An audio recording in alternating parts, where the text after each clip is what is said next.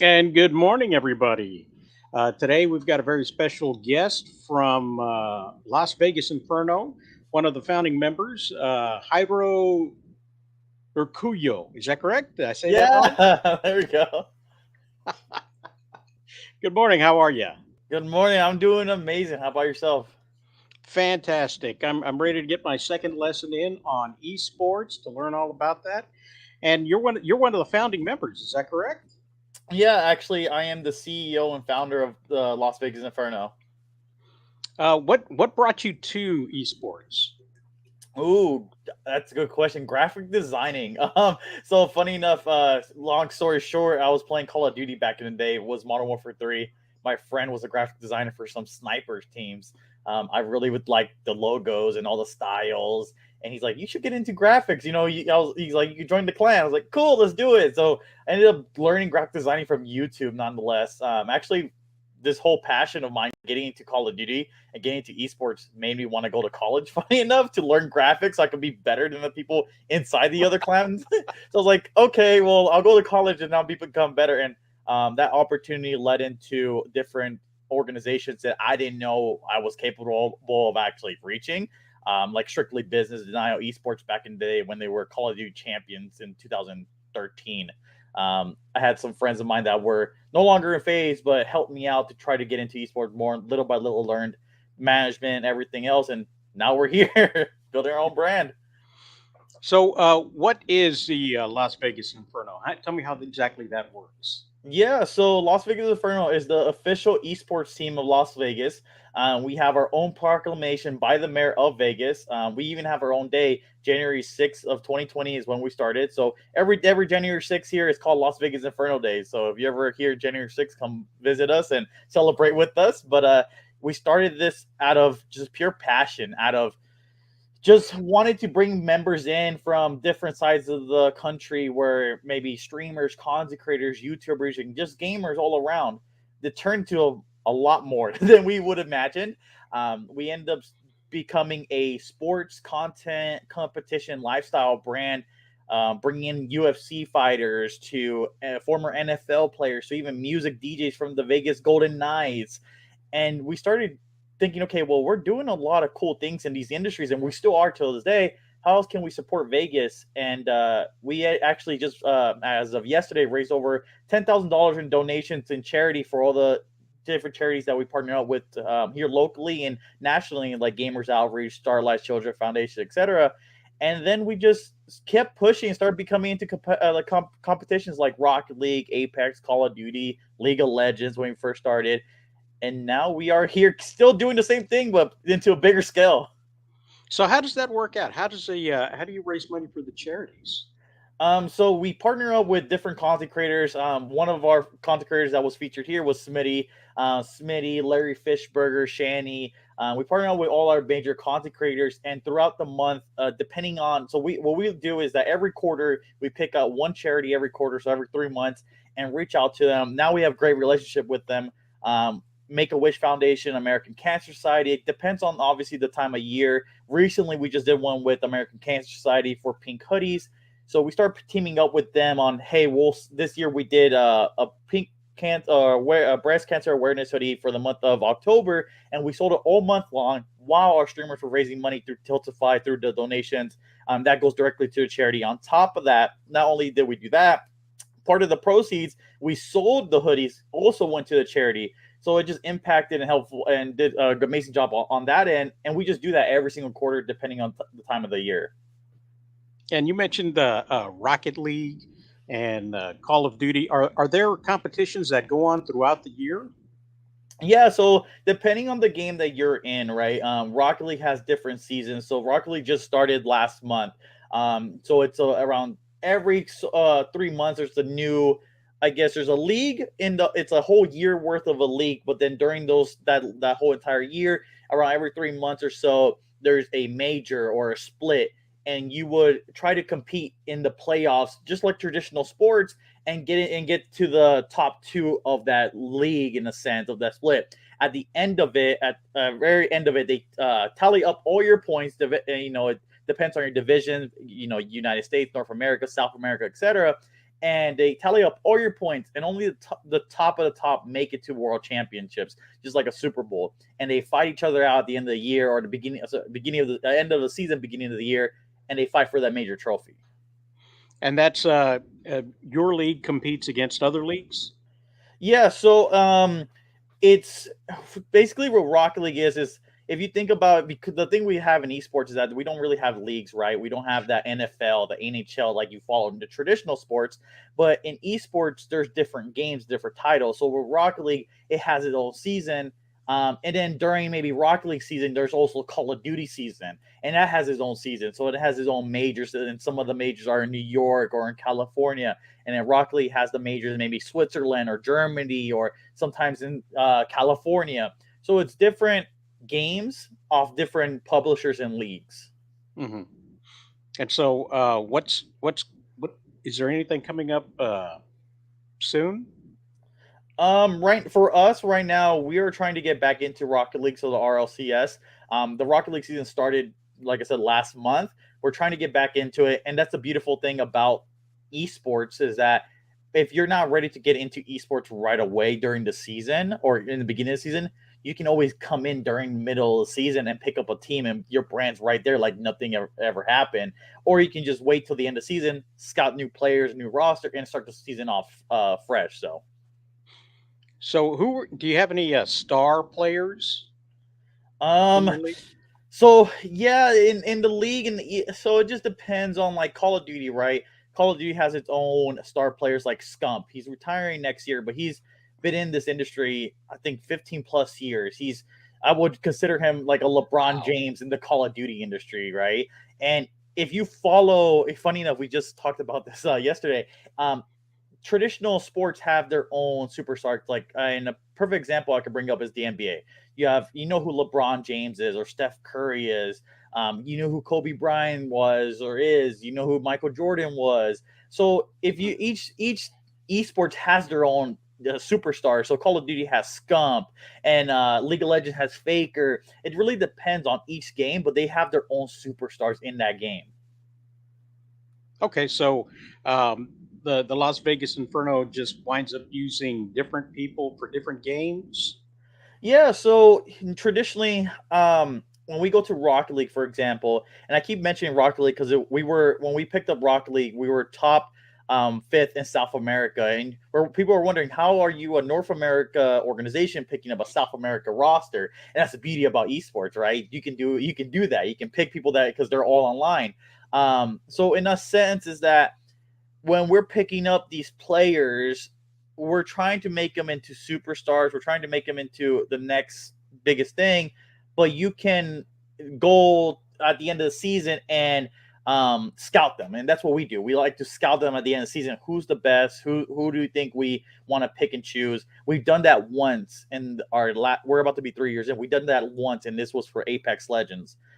We took 3 players out of random teams, all amateur players, Hmm. and I was like, we compared their stats to each other, their chemistry to each other. It took a while, but it was very fulfilling at the end. We put them all together, and they start being top teams, the top of the top. We're talking about 100 Thieves, Team Liquid, TSM, and people were shocked that this team or this group of players came out of nowhere, put together just randomly, and are beating these professional players. It was crazy.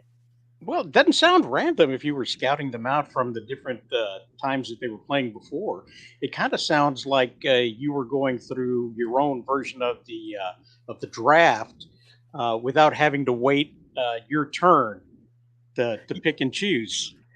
Yeah, it's the biggest example I can give that's the scouting side of things is like baseball. It's MLB. You're comparing the stats, you're comparing the hits, or for this case, you're comparing how many kills they get per game, how many zones they get, and how long do they stay alive? What's the chemistry like, right? So I really compare it to a MLB draft because or MLB side of things because the MLB is very analytical, and you really need that to scout these players and Hmm. necessarily put them together. So that I think of it when I think of scouting players and bringing these players together back then, and I still think to this day is like Moneyball, right? He was trying to bring the best players and everything. It's a crazy concept, but it works.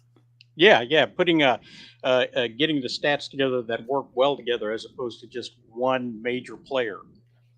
Right, exactly. So it's a good thing I saw the movie. So you had mentioned something before we came on about Pokemon. Yeah, so we've been doing Pokemon events once a month or once every 2 months at the HyperX Esports Arena. So we're partnered with the HyperX Esports Arena inside the Luxor Casino. We do events there from time to time where we throw different Pokemon events. Our last Pokemon event had around 180 to 200 people attend. We were giving away, funny enough, the zip chair I'm sitting in right now. We're giving away a chair. We're giving away some cool swag stuff, some badges, going against each other for Pokemon, whether it be Unite, Pokemon Go, or even just traditional Pokemon. We had Mhm. Jason Page come out on stage and perform. So if you guys don't know who Jason Page is, he is the original singer of the Pokemon theme song that you hear all the way back then, right?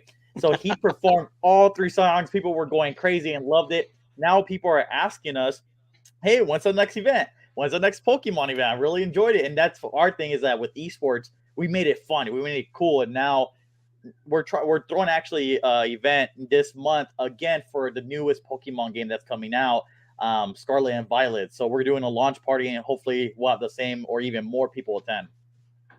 All right. So where can people find out about this event? They can go at lvinferno.com. That will be our official website. The graphics and everything should be up pretty soon. We're currently planning it out with the HyperX Esports Arena and getting all that situated. But as soon as we drop it, we'll drop it on our social media or on Twitter, Vegas Inferno, or all our social medias, Vegas Inferno.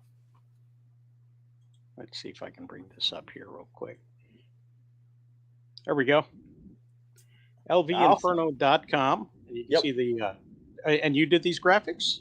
My graphic designer did. So being a CEO, it's you have to have some time to put away, and our graphic designer's the best. I mean, he always kills it. There we go. Awesome. Okay. Um, yeah, let me just figure this out because I'm still trying to understand exactly. So you don't have exactly people that stay in the roster for every single event or game style, right? You've got different players that you recruit to play different games for different seasons. Is that correct? Yeah, and then we have so right now we have a whole roster, and this includes everyone from staff to even brand ambassadors. We have Hmm. 56 people on the team. That's a lot of people. 56 person roster is amazing. It's crazy, but it's all combined with content creators, brand ambassadors, staff, Hmm. and even some players. And I spoke to one of your streamers a while back. What exactly do the streamers do? Yeah, so they make just content. So when we think of content creators, we think of people who are posting YouTube videos and making funny or unique content, Hmm. or streaming and playing video games, or even streaming and doing ASMR or just chatting. So they promote not only Las Vegas Inferno, but they're making content every day or every other day throughout the week that they're pushing on their own social media channels or their own media platforms, and then Hmm. we utilize that on the Vegas Inferno side because they are part of the team. We utilize that on our all our social medias or even our media content like Twitch and YouTube. Yeah. And when you get into the games and you're taking trips from one place to the other and uh, going to different countries to play, do you have sponsors that help you make those trips? Yeah, so Zip Chair, the chair I'm sitting on is the official gaming chair of us. They are licensed throughout. If you've seen the NFL draft rooms or MLB draft, every draft room in major sports franchise, that's their chairs. If you ever heard of Dream Seat, that's their chairs. So they help us go a long way. The next one, and I'll show it on screen, is GameNetics. We just signed our official deal with GameNetics. It's our official controller sponsor of LVI. We have our own customized PS4, PS5, and Xbox controllers. That's awesome. Thank you. Thank you. Thank you. Well, that's great, man. I'm glad you took some time out of your busy schedule to talk with us and explain esports a little bit more. I think I'm going to be covering more of it as we go along. I'll probably see what I can do to talk to some players and get more information of what that's like to play. I mean, you still play, is that correct? Yeah, so Or I still play from here and from time to time. I used to, funny enough, I used to compete back in the day, Call of Duty. So I was always competing. So I understand the player's mindset a little bit of what they go through, day in and day out. Hmm. I see. I've never done any sort of competitive sports or anything like that. I think this is going to be a real sad thing to say, but things like the farming simulators and things like that that are just super casual, and where you're building up a farm, you're clearing fields, stuff like that. Things that simulate, what you do when you're not playing games. Hey, you know what? There's farm simulator tournaments out there, believe it or not. I had no idea. Yeah, yeah. So there's truck simulators, farm simulators. You would think you would be so very surprised what kind of tournaments are out there because people just have the passion to play video games, and then sponsors just go behind it. I mean, we even got NASCAR, which is iRacing, as as a game, and that's has a bunch of people watching and sponsor all into that. So you'd be very surprised what's out there. And you know what? I think really would be very surprised. But I did hear that when it comes to the esports, that the lifespan of a player has gotten shorter and shorter over the years. Yeah, it definitely has. Just because you're starting now at a young age where you're maybe even 14 years old, 15 years old, right? Like playing Fortnite, and then you get burnt out real quick. These kids are starting to get burnt out around 20, 21, 22 years old. And they're putting so much time and effort into it. Sometimes it doesn't work out for them. And that's where we believe that if we can take a player and let her or him become a content creator while they're a professional player, the longevity is still there because whether they want to play professionally or make content professionally, they can. And that's what we try to push our players to do because one day, just like the MLB or NFL and NBA, you're going to retire. After you to retire, what do you have to look forward to? Investment, relaxing, or if as a player, you can make content and even get more income coming in than you possibly could just playing a video game and making content on YouTube and TikTok. And that's what we really push our players to strive for. Hmm. To turn around, be content creators, commenters, presenters, and things of that nature that just builds upon what's already there. Exactly. And that way, whether they're 21, 22, but if they were playing for such a long time, we call that even a 5 year timeline. Um, they still can come back. They're very young at that age, right? I mean, 21, 22, we're still very young. And so, if you want to retire or not even focus on playing competitively for a couple of years, then you get that thrive and that passion back because you're making content, whether it be any game, Fortnite, Call of Duty, and you're like, I want to compete again. I mean, we've seen a lot of professional players right now come back or former professional players come back because they love the content so much. And you never know what you're missing until you actually miss it, right? So I'm really glad that this whole thing has evolved from where it started. I'm going to give away my age here to show exactly how old I am. Back in the '80s, there really wasn't a whole lot of competitions for the home console games. Most of the competitions were high score competitions, and it was an honor system. You would send in your high scores that you scored at the local convenience store and send that in, and then the magazine would tally them up, and eventually there would be a competition. Later in the '80s, they started having more and more of these competitions where people would actually come together and play the games. One of the things I won as a child playing a console game, um, I think it was J.C. Penney's had an Intellivision in-store competition for the Olympics, and I think that was 75, 76, something along those lines. I mean, I was a child, and I was the only one who showed up, so I won. nice. And I still have a silver dollar coin that I won for first place that has the Olympic logo on one side and the Intellivision logo on the other. But to see where it's gone from there to now, and the cash prizes that are available to these young kids playing the video games is just phenomenal.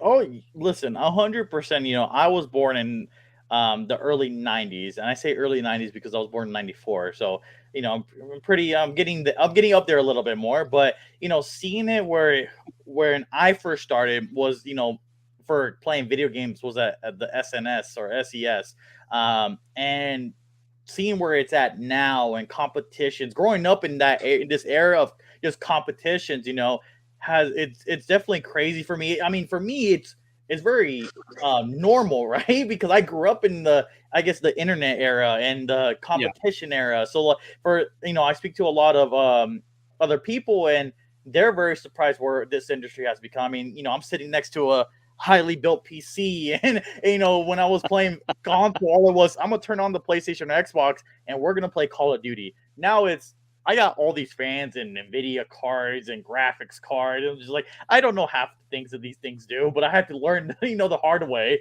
But it's much better, and the prices, like you said, I mean, we're talking about thousands on top of thousands, I mean, millions of dollars out there. And I was like, man, I kind of wish I would have been born in this type of era, because maybe I would be competing for millions of dollars versus maybe hundreds of dollars back then. But it is what it is. Yeah, yeah. I mean, you go from the $1 silver I won to the hundreds of dollars you won to the thousands that they're getting today. Who knows what the future holds for esports and gaming? Yeah, exactly. And I think I think we're very young in the esports industry. We're, very, very young, but I think we're growing at a rapid pace. And because we're gamers, we're learning really, really quickly on what to do and what not to do, what Hmm. works and what doesn't work. And we're going to figure a lot of things out with whether it be sponsors, superstars, or just playing in general. Well, I think it's just a sign of the times. What's going to happen is that what they call the TV channels, the networks, are going to start paying more and more attention to streaming content. I heard a rumor that the Russo brothers, who came off of the Marvel Endgame success, looking at doing the Hercules, and they're basing their creation of their interpretation of the Hercules animation musical. They're basing it on off of TikTok.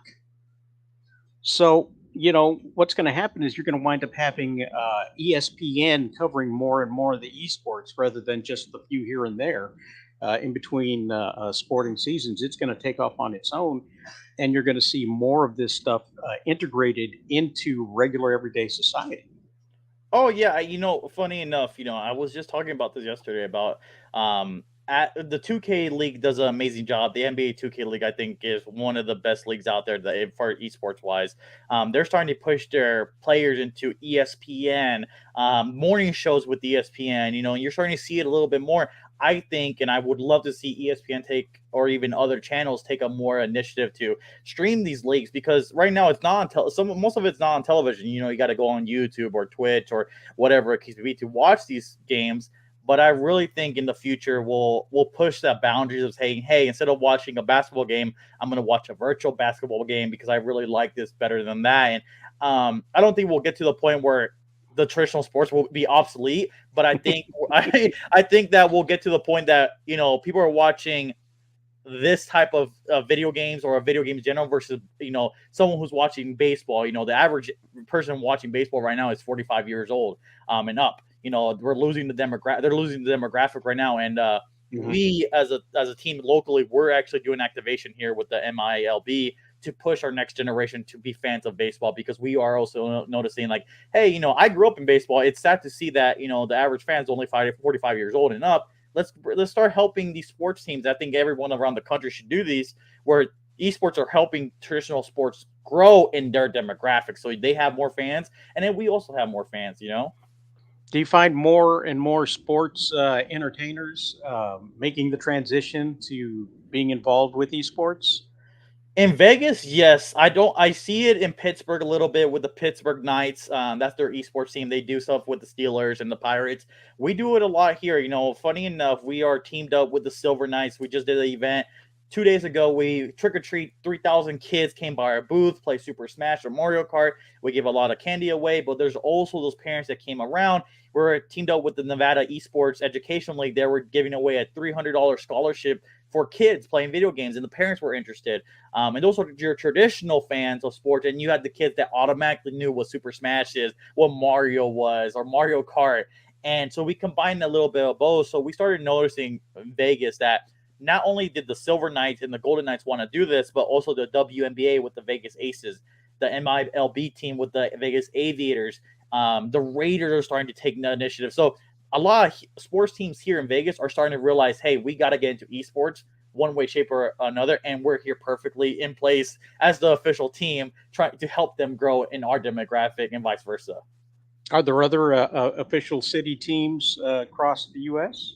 Yeah, so there's Kansas City Pioneers, based out of Kansas. There is the Pittsburgh Knights, based out of Pittsburgh. Then there's the Charlotte Phoenix, which those are the top teams that I can name besides us that are city integrated teams that are doing a great job representing their own base cities. Is there anything happening in Dallas? They don't have official teams, but they have teams over there like Optic Gaming, Complexity, which is tier one, the top of the top organizations. They named them. The CDL does a great job with this, where they have their own city based Call of Duty teams. They have the Dallas Optic. They have teams like the LA Thieves. So they're doing a great job integrating with Call of Duty, but based around just overall arcing esports, they don't really have anything else. Okay, okay. That's my area town, so I was curious. Hey, you listen. There's great organizations in Dallas with Optic, Complexity. Complexity is teamed up with the Dallas Cowboys. Optics over there doing their thing, and they have amazing players and content. They've been one of the OGs of the OGs. So you have amazing organizations out there. I know that some wrestlers actually do streaming gaming as well. Yeah, listen, there's a lot of funny enough, there's a lot of players from whether it be wrestlers, UFC fighters, MLB, and NFL, NBA. I mean, skiing, you have a bunch of players and athletes doing playing video games and streaming. Well, I tell you what, I want to thank you for taking the time out to visit with us today and explain a little bit more about it. Yeah, I hope that we can get together another time and actually talk a little bit more, give you more time to talk about the things that are going on and the events that are happening and the charities. Definitely need to spend a little more time talking about the charities because that's just some wonderful work that you're doing there in Las Vegas. Thank you very much. I'll love to come back on the show whenever a time may be, and love to keep continuing this conversation. Fantastic. Thanks for being on here. You can let me see here. Uh, you can find him on Twitter at Glyphics underscore. You can find him on Twitch, Glyphics TV. And if you want to find out more about the Inferno, you can go to lvinferno.com in Las Vegas. Thanks a lot. And Thank for you. everybody else out there, you make it a great